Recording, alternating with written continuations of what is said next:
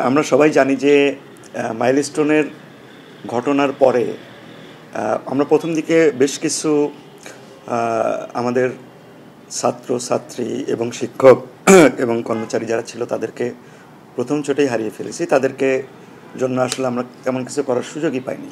পরবর্তীতে আমাদের যারা প্রাথমিক ধাক্কা কাটিয়ে যারা ছিল তাদের মধ্যে আমরা অত্যন্ত স্বস্তির সঙ্গেই বলতে পারি যে আমাদের ৩৬ জন যারা ক্রমান্বয়ে সুস্থ হচ্ছিল তাদের মধ্যে অলরেডি ৩১ জনকে আমরা বাড়ি ফেরাতে পেরেছি।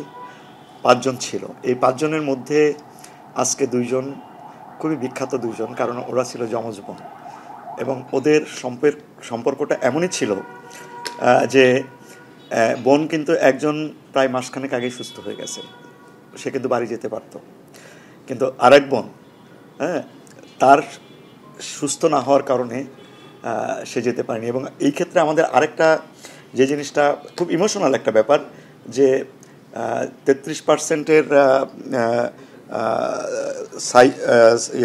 সাইবা যেটা সাইরা 30% বার্ন হয়েছিল যে সাইরা, তার কিন্তু মানে আমরা তাকে নিয়ে আমরা খুব কয়েকটা বার আমরা খুব একটা প্রবলেমের মধ্যে ছিলাম, কিন্তু ওকে যখন আমরা আইসিইউতে নিচ্ছিলাম বা অন্য জায়গায় নিচ্ছিলাম, তার বোন যে সাইমা সেও কিন্তু তার সাথে থাকতে চাচ্ছিল। তাদের বক্তব্য একটা ছিল যে তারা একই সঙ্গে থাকবে। তো এই ইমোশনাল পয়েন্টটাকে আমরা আসলে চিকিৎসার পাশাপাশি মাঝে মাঝে আমাদের এই ইমোশনাল পয়েন্টগুলো দেখতে হয়। তো আমরা আলহামদুলিল্লাহ দীর্ঘ প্রায় ৩ মাস পরে, ৩ মাসের কাছাকাছি হয়ে গেছে, ৩ মাস পরে ওদেরকে প্রায় ১০০, রাইট, ৩ মাসের বেশি হয়ে গেছে ইনফ্যাক্ট, তারা বাড়ি যাচ্ছে আজকে। তবে একটা জিনিস আমরা বলবো যে এই বাড়ি যাওয়াটা শারীরিকভাবে যতটা স্বস্তিকর ব্যাপার, মানসিক যে বিষয়টা সেটা কিন্তু এখন পর্যন্ত যথেষ্ট তারা সংবেদনশীল। আমরা আমাদের তরফ থেকে, আমাদের হসপিটালের ইনস্টিটিউশনাল যে তরফ, সেখান থেকে কিন্তু তাদের মানসিক এই যে ব্যাপারটা সেটার দিকে আমরা নজর দিয়েছি। আমরা পরিবারের সঙ্গেও এভাবেই বলবো যে তারা কোনোভাবেই যেন মানসিকভাবে কোনো পর্যায়ে যেন তারা কোনো কষ্টের শিকার না হয়, কারণ আরও দীর্ঘ সময় তারা এই মানসিক ট্রমার মধ্যে থাকবে। মেন্টাল ট্রমাটা বার্নের পোস্ট বার্ন আমরা যে একটা ডিসঅর্ডার হয়, এই ডিসঅর্ডারটা কিন্তু খুবই মারাত্মক, বিশেষ করে বাচ্চাদের ক্ষেত্রে এটা অনেক বেশি হয়। এবং এই বাচ্চা দুইটা কেবলমাত্র ক্লাস 4-এ পড়ে।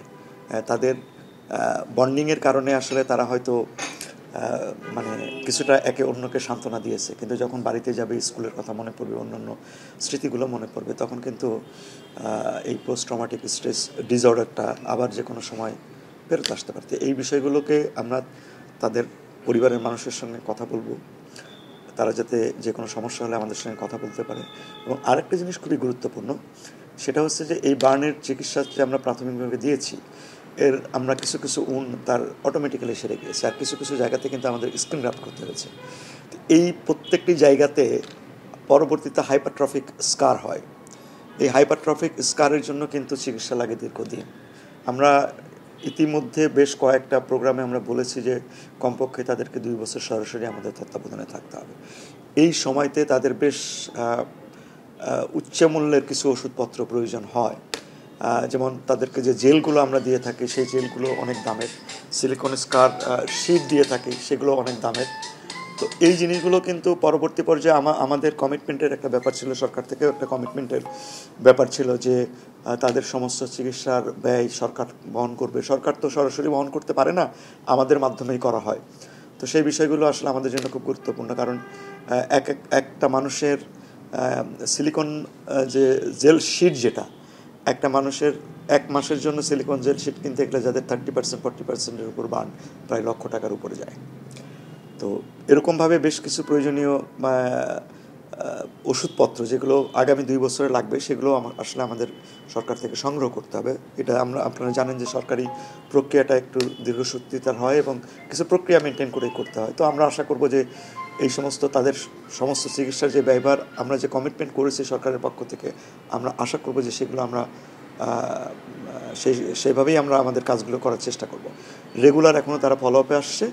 এই ফলো আপের প্রত্যেক দিন যখনই আসে তখন আমরা সিনিয়ররাই তাদেরকে দেখি এবং তাদেরকে চিকিৎসা দিচ্ছি। সাইমা এবং সাইরার ক্ষেত্রেও আমরা আশা করব যে ওরা বাড়িতে গিয়ে ভালো থাকবে এবং আমরা যেভাবে ফলো আপের কথা বলবো কখনো 5 দিন পরে বলবো, কখনো 7 দিন পরে বলবো, কখনো 2 সপ্তাহ পরে তারা আমাদের এই ফলো আপগুলো আসলে আমরা আশা করি যে তারা ভালো থাকবে, সুস্থ থাকবে।